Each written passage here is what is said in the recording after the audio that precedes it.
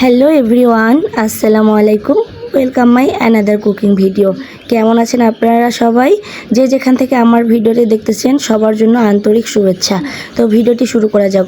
এখানে আমি ভেজিটেবল পোলাও বানাবো, তো এই জন্য আমি এখন ভেজিটেবলগুলোকে কেটে নিব। এখানে আমি নিয়েছি ক্যারট আর সাথে নিয়েছি গ্রিন বিনস।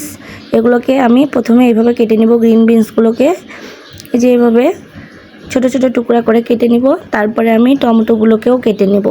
এগুলো আমি প্রথমে ধুয়ে নিয়েছি সবজিগুলোকে। আপনারা অবশ্যই যে কোনো রান্নার ক্ষেত্রে সবজিগুলোকে ধুয়ে তারপরে কেটে নেবেন। তারপরে এইভাবে টমেটোগুলোকেও আমি ছোট ফালি করে কেটে নিচ্ছি। এদিকে আমি ক্যারেটটাকে অনেক চিকন চিকন করে কেটে নিব, ঠিক আলু ভাজির মতো করে চিকন করে কেটে নেব।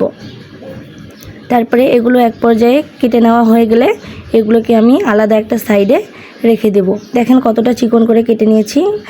যেহেতু গাজরটা সিদ্ধ হতে সময় লাগে, তাই এটা অবশ্যই একটু চিকন করে কেটে নেবেন। তারপরে আমি কড়াইতে তেল গরম করে হালকা জিরা ফোড়ন দিয়েছি।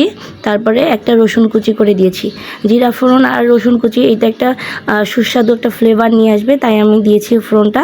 দেওয়ার পরে এখানে আমি একে একে পেঁয়াজ আর মরিচ ফালি করে রেখেছিলাম, এগুলো দিয়ে দিলাম। দিয়ে এগুলোকে হালকা একটু ভেজে নিব। তারপরে আমি ভেজিটেবলগুলো দিয়ে দিব। দিয়ে এগুলোকে একটু ভালোভাবে ভেজে নিব।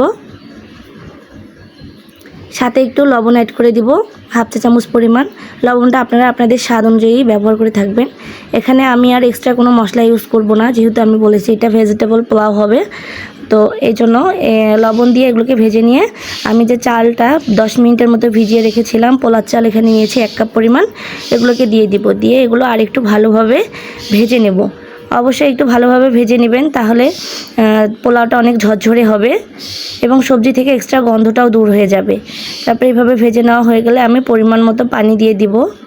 পরিমাণ মতো পানি দিয়ে এগুলোকে আমি ভালোভাবে একটু নেড়ে চেড়ে ঢাকনা দিয়ে দিব।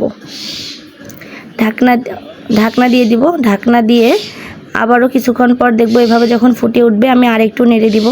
অবশ্যই আপনারা রান্নার মাঝে মাঝে এভাবে একটু চামচ দিয়ে নেড়ে দিবেন, তাহলে পোলাওটা পাতিলের তলায় আর লেগে যাবে না। তো এই যে ফাইনালি আমার রেডি হয়ে গেছে ভেজিটেবল পোলাও।